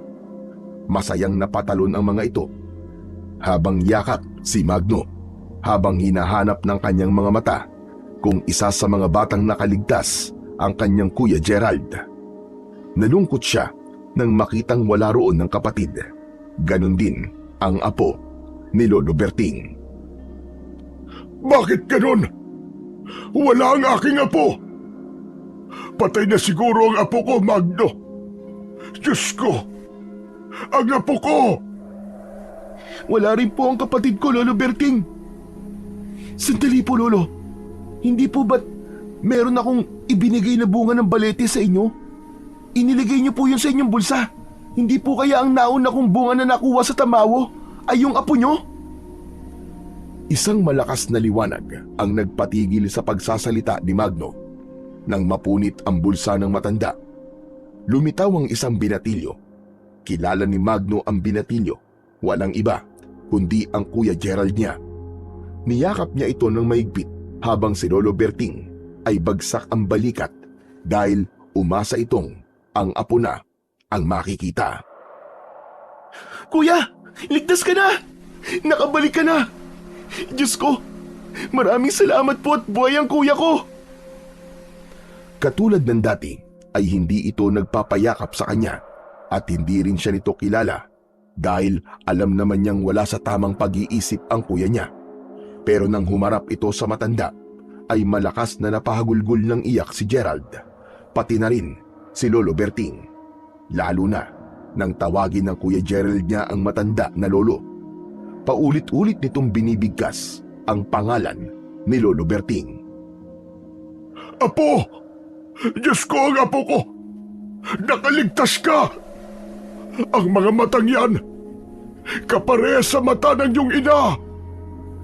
Nang makita ni Magno na yumakap ang kapatid sa matanda, ay sobra siyang nagtaka at muli niyang naalala ang batang nasa larawan sa loob ng silid ng matanda. Kaya pala pamilyar ang mukha ng batang yun sa kanya, ay dahil ito ang nawawalang apo ni Lolo Berting, ang Kuya Gerald niya, ang matagal nang hinahanap ng matanda. Maraming katanungan ang naghari sa kanyang isip. Alam niyang ang katotohanan ay nalantad sa kanyang harapan, na ang mga magulang lamang niya ang makakasagot kung paanong napunta sa mga ito ang apo ng matanda. Teka lang. Paano nangyaring apo niyo si Kuya Gerald, Lolo Berting? Hindi ko rin alam, Felix. Pero ang mahalaga ngayon, kasama ko na ang apo ko. Maraming salamat sa Diyos. Dininig niya ang aking panalangin. Hindi totoong nasisiraan ng ulo ang kanyang kapatid dahil nakikilala nito ang matanda. Magkakasama silang umuwi sa kanilang tirahan at mula sa labas ng kanilang bahay ay sumalubong na kagad sa kanila ang kanyang mga magulang. Bumalik na rin ang alaala ng mga ito. Pambira! Diyos ko mga bata kayo, saan ba kayo nagpunta? Abay kung saan ko na kayo hinanap pa. Tay, Nay, kilala niyo na po ba ako? Aba, bakit hindi naman kita makikilala ay anak kita? Ano bang klaseng tanong yan ha? Saka, isinama mo pa to si Gerald sa gubat, pati si Felix kasama mo na rin. Teka, ano ba nangyayari ha? Sabihin mo nga. Tay, susunod na po ako sa inyo. Hindi na po ako maglalayas ng bahay kahit kailan. Hindi na po ako magiging pasaway. Abay mabuti naman. Tsaka dapat lang naman yun anak. Para sa iyo rin naman yun eh. Kita mo na, umuwi kayo ngayon na malapit ng dumilim ang paligid. Paano kung maligaw kayo? Hindi namin alam kung saan namin kayo hahanapin. Inabala niyo pa si Lolo Berting. Hindi sila abala sa akin, Tinoy. Naparito ako dahil sa apo ko. Si Gerald ang nawawala kong apo. Siya ang matagal ko nang hinahanap at kayo palang nakakuha sa kanya. Huwag na po natin pag-usapan yan dito, Lolo Berting. Tay, huwag po kayo mag-alala. Alam ko na pong hindi ko totoong kapatid si Kuya. Hindi totoong nasisiraan siya ng ulo. Dahil hindi niya po tayo kilala. Dahil ang totoo, hindi naman niya talaga tayo kilala eh. Si Lolo Berting po ang kanyang pamilya. Nagpasalamat si Gerald kay Magno, pati na sa kanilang mga magulang. Utang daw nito ang buhay sa kanyang ama at ina, pero kailangan na raw nitong sumama sa matanda. Mauuna na rin akong umuwi, Magno, Lolo, at Mang Tinoy. Kailangan ko pang makita ang mga magulang ko eh. Tiyak ko'y nahanap na nila ako. Nang tumalikod si Felix, ay saka nagpatuloy sa pag-uusap ang dalawa tungkol kay Gerald. Kung ganun eh, kukunin niyo na nga po ang anak ko, Lolo Berting. Gusto po niyang sumama sa inyo. Oo, Tinoy. Pasensya na kung kailangan kong makasama ang aking apo. Alam kong napamahal na sa inyo ang apo ko. Pero gusto ko pa siyang makasama kahit hanggang sa huling sandali na lamang ng aking buhay. Kinuha po ng tamawo ang kanyang alaala at pati na rin po kayo na biktima po nila. Mabuti na lamang po at natalo ko po ang pinuno ng aswang. Nabawi ko po kayo sa kanila. Diyos ko, ang buong akala namin mag-asawa ay nakatulog lang kami. Wala kaming kaalam-alam na nawala na rin pala kami sa aming mga sarili. Oo, Tinoy, ang mutya ng tutubing karayom ang tumulong sa inyo. Sa katunayan, ay naihatid na namin sa kanilang mga pamilya mga batang iniligtas ni Magno. Sa sobrang tuwa ng kanyang ama, ay napayakap ito ng maigpit sa kanya. Ipinagmamalaki siyang mabuti sa kanyang ina, na yumakap na rin sa kanya. Samantalang si Gerald naman ay nagpaalam sa mag-asawa. Sobra itong nagpapasalamat sa mag-asawa. Sa ngayon ay walang nakakaalam na may nabuhay na tamawo sa kanilang lugar. Tinikap nilang ilihim ang tungkol sa Tamawo at nang hindi na lumaki ang gulo sa baryo ng Palindok. Magmula noon ay wala ng batang makikitang naglalayas pa ng gabi at pumupunta sa gubat. Sumusunod na sila sa kanilang mga magulang at higit sa lahat, hindi na rin sila nanguhuli ng mga tutubing karayom. Kapag sinusubukan nating huliin ang isang tutubi, madalas nating napapansin na hindi ito madaling mahuli. Ito ay mabilis, matalino at may kakayahang lumipad sa ibang direksyon na nais nito. Sa kabila ng ating pagnanais na mahuli ito, may kalayaan nitong umiwas at lumipad palayo. Katulad ng tutubi, ang bawat tao ay may karapatang mamuhay ng malaya, pumili ng direksyon sa buhay at umiwas sa anumang maaaring makapaminsala sa kanila. Kaya hindi natin dapat pinaglalaruan ang mga tutubi at iba pang insekto sapagkat ito ay may buhay rin na katulad ng sa atin.